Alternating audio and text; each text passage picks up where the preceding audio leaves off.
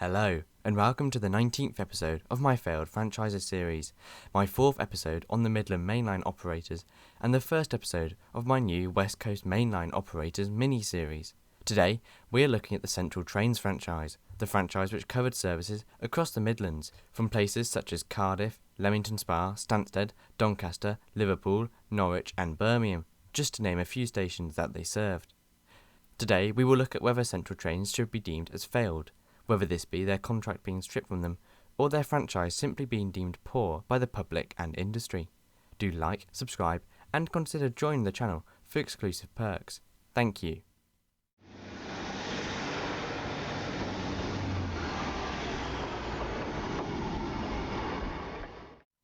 First, let's look at how Central Trains became an operator. In 1996, in the privatisation of British Rail, the government decided to nationalise the entire regional railway division into one franchise, the Central Trains franchise, which was won by National Express, commencing operations under the Central Trains Limited name from the 2nd of March 1997 on an initial 6-year contract. The network that Central Trains would operate on was extensive, serving 253 stations at its peak, over 1,500 miles of the UK's railway network, including services to Frawley, Aberystwyth, Cardiff, Hereford, Chester, Liverpool, Manchester, Crewe, Stoke, Matlock, Derby, Birmingham, Leamington Spa, Worcester, Coventry, Northampton, Leicester, Nottingham, Newark, Sheffield, Worksop, Doncaster, Cleethorpes, Skegness, Lincoln, Peterborough, Cambridge, Stansted Airport, Ely, and finally Norwich, just to name a few. As you can see, the Central Trains network was, well, pretty huge, covering most of Central England's regional services and being vital to over 40 million passengers a year. But what stock did these passengers get to travel on? Well, Central Trains inherited an all-ex-British rail fleet.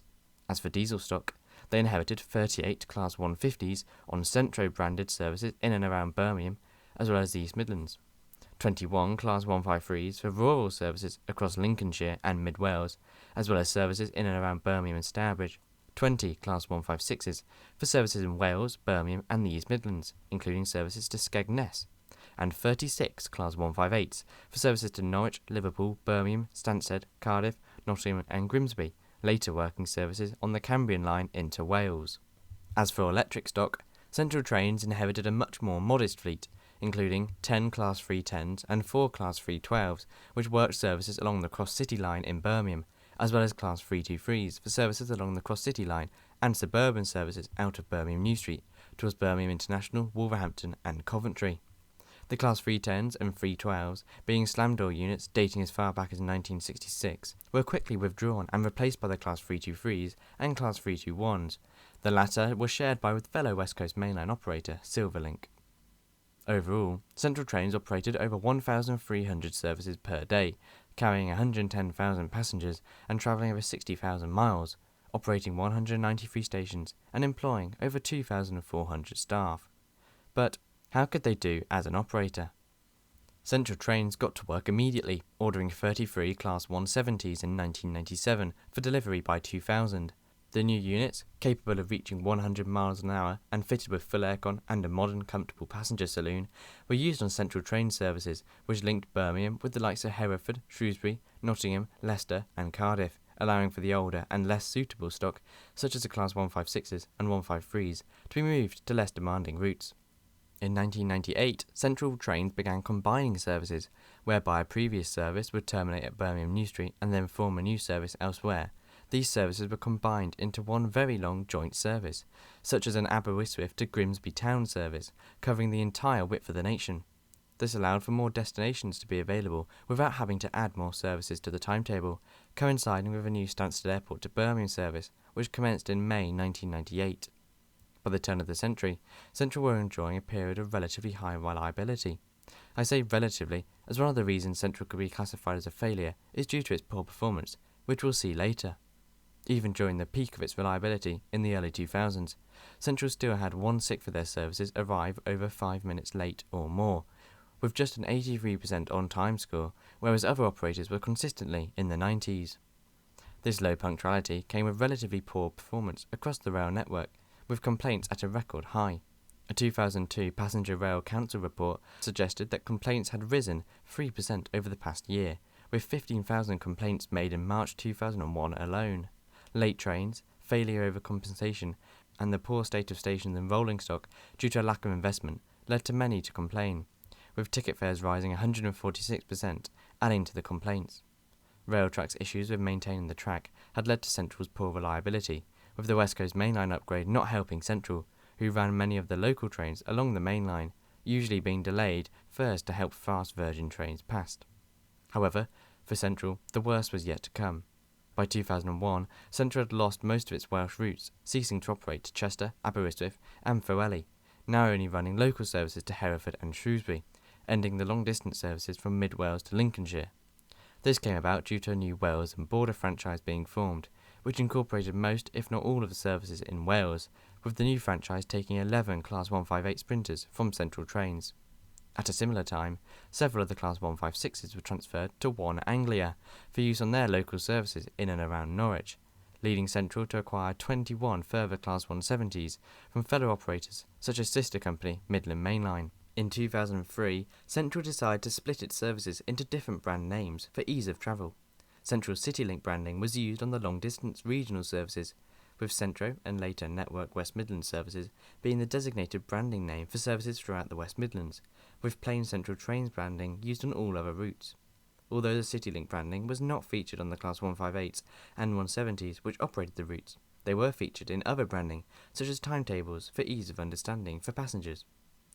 Elsewhere, in 2003, Central Trains were once again attacked due to poor punctuality, with the Central Trains and national figures for punctuality plummeting by March, with Central Trains' figures being a lowly 61.5%, only higher than Virgin Cross Country, who managed to achieve a 47.6% punctuality figure. However, that's a story for another video. Central Trains blamed its poor performance on adverse weather conditions, and, as winter turned into spring, their punctuality did improve, reaching 74% in April. As well as this, in 2003, Central Trains gained some more stock.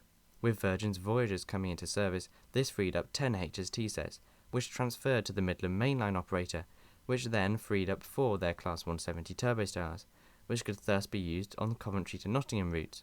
This, in turn, created more capacity for Central Trains by freeing up 4 Class 158s.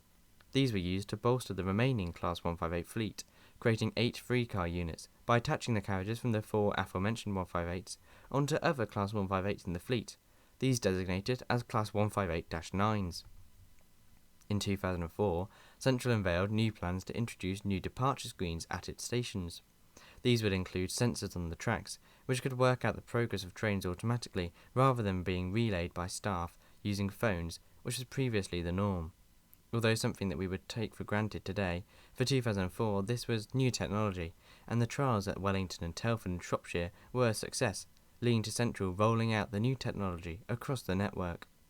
At the end of 2004, the Department for Transport confirmed that it had long-term plans to break up the Central Trains franchise into 2 or 3 separate franchises, which would then allow for more investment and services that were easier to run and manage, with the DFT overall hoping to reduce franchises nationwide from 25 to 19, with Central Trains reassuring passengers that trains and fares would not be changing, and the company were not to blame for any cutbacks. Although no timeline was in place for the changes began from October 2004 into 2005. The first of these were services to Leamington Spa to Stratford and Birmingham, which were transferred from Central to Chiltern, including the management of the stations on the line. However, Central Trains did continue to run peak-hour services from Leamington to Birmingham, as well as services from Stratford to Birmingham, all of which continue to operate to this day. Services from Stourbridge to Birmingham would now change from New Street to serve Snow Hill, increasing the frequency to 6 trains per hour at peak times towards Birmingham. Services from Stansted to Liverpool would now split at Birmingham to increase reliability, as were services from New Street to Nottingham via Leicester and Derby, splitting at Leicester, whilst the Leicester to Nottingham services merged with the hourly service to Loughborough, extending to Lincoln.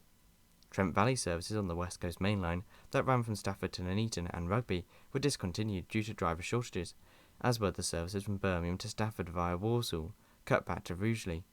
Services from Northampton to Birmingham were transferred from Silverlink to Central Trains, running as a stopping service, with poor connection times from Northampton to Euston, a downgrade from the former 2 trains an hour from Birmingham New Street to Euston via Northampton. Elsewhere, Coventry to Leicester services had to be withdrawn, due to a major upgrade at Nuneaton, cutting off the link from Coventry to the line to Leicester. Also in the changes, the Coventry to Wolverhampton local service was split at Birmingham New Street and operated by Class 321 was shared by Silverlink. Elsewhere in 2004, the first Class 350s were beginning construction. The electric to zero units, built at first for an order with South West Trains, would operate jointly with Silverlink from London Euston to Birmingham and Liverpool, replacing Class 170s and 321s on these routes to allow for more capacity overall. In January 2005, major issues with services occurred on the network, not caused by lack of stock, but lack of drivers. Drivers in January refused to work overtime, leading Central Trains to cut 10% of its weekly services, resorting to rail replacement buses and an emergency timetable in an attempt to keep services running. The overtime agreement, which expired on the 31st of December, could not be extended by Central Trains, and drivers' union ASLEV, with their members declining to work extra shifts. This, sadly, was not an uncommon experience throughout Central Trains' operations, and similar to problems experienced by sister company Midland Mainline and Silverlink. Elsewhere in January, complaints skyrocketed on Central Trains over its county rail links through Leicestershire, with complaints by Wigston Borough Council about the lack of services at South Wigston Station, near Leicester, suggesting that Central Trains had cut its services to just a few per day, with a spokesperson for the council suggesting that the service had been going downhill for the last few years. Elsewhere in 2005, Central Trains inherited yet more Class 170s, receiving the remaining 13 Class 170 turbostars from Midland Mainline, which in turn received the brand new Class 222 Meridians. These Class 170s enabled the older Class 156s and 153s to be moved on to other operations, as well as increasing capacity on CityLink services.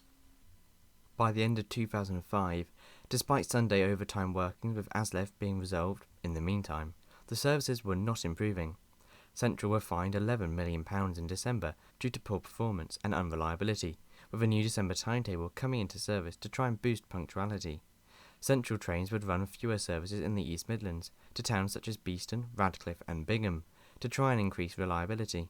Services between Nottingham and Skegness would be improved with a new shuttle service running with more stops at Grantham. Transport 2000 campaigners, however, did not agree with the new timetable cuts, suggesting that running less services could lead to less people travelling by train altogether. However, this new timetable did not especially help improve punctuality or reliability. Once again, Sunday workings were a huge challenge for Central, having to cancel every Sunday service from the 18th of December due to the lack of available drivers, which have to volunteer to work on overtimes on a Sunday for Central Trains. Central cancelled all services from the West Midlands, including towards Lichfield, Walsall, Redditch, Coventry, Rugby, Northampton, Cardiff, Worcester, Hereford, Stourbridge and Leamington, with most services in the East Midlands unaffected though. Regardless, the poor performance, reliability and punctuality shown by Central was not at all a good thing, leading to many to ditch the train entirely. Hopefully 2006 would be a better year for Central. They started the year off with some positive news. £1.3 million would be spent on refurbishing the Class 150s, which Central Trains described as the backbone of their fleet, now over 20 years old. The 150s, which operated throughout the Snow Hill lines from Leamington, Stratford, Worcester and Stourbridge towards Birmingham via towns such as Warwick, Kidderminster and Solihull, would be getting much needed makeover works to improve interiors and apply a new Central Trains livery to the units. Also in 2006, Central Trains got more positive news, with reliability finally improving. Despite their contract ending in 2006, Central Trains' punctuality for the first few months of 2006 had reached over 85% of services arriving on time, a 6-year high. Elsewhere, the National Passenger Survey watchdog, Passenger Focus, showed the company had improved in 23 out of 32 of its categories, with over 80% of passengers now satisfied with the service, the highest they had ever received on one of these surveys.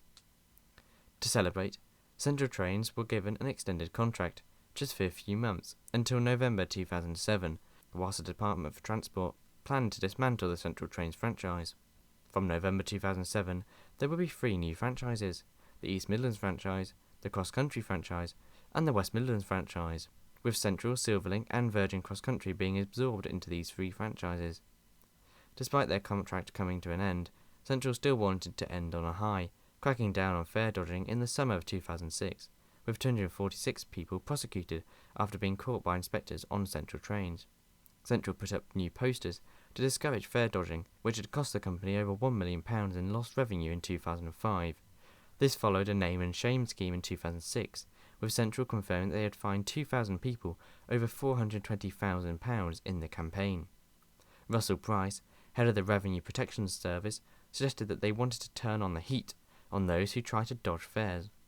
As for reliability, old habits die hard, as the saying goes, with Central yet again having poor reliability due to driver shortages on a Sunday.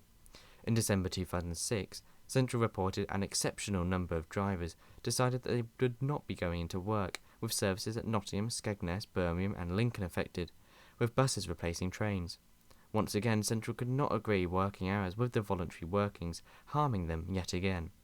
Elsewhere, Central cars were the ones who could disrupt service next, with 500 preparing to walk out over the festive period. Despite this, Central confirmed, in a rather triumphant news story on its website, that they would still be running services despite the guard walkout by RMT members. Regardless, around a third of services would not be running, with Central doing little to try and stop the strikes. By 2007, Central's last year of operations, improvements were, well, hard to come by. In May, more services have been cancelled due to a lack of, you guessed it, volunteers for Sunday services, with many services being cancelled due to a lack of drivers at its Tyseley depot in Birmingham, with services from New Street to Stansted, Rugeley, Nottingham and Leicester being replaced by buses, with other cancellations on the network, including on the Cross City line and services to Wolverhampton and Coventry. In August 2007, who would have guessed? It happened again. Services in mid-August, on Sundays, were once again cancelled due to lack of staff volunteering. Do I even need to explain it at this point? Once again, buses replaced trains on many routes due to lack of staff working overtime, with this time most services out of New Street and Nottingham being cancelled, including services between Liverpool, Manchester and Norwich, and the whole of the Cross City line, which were all rail replacement bus.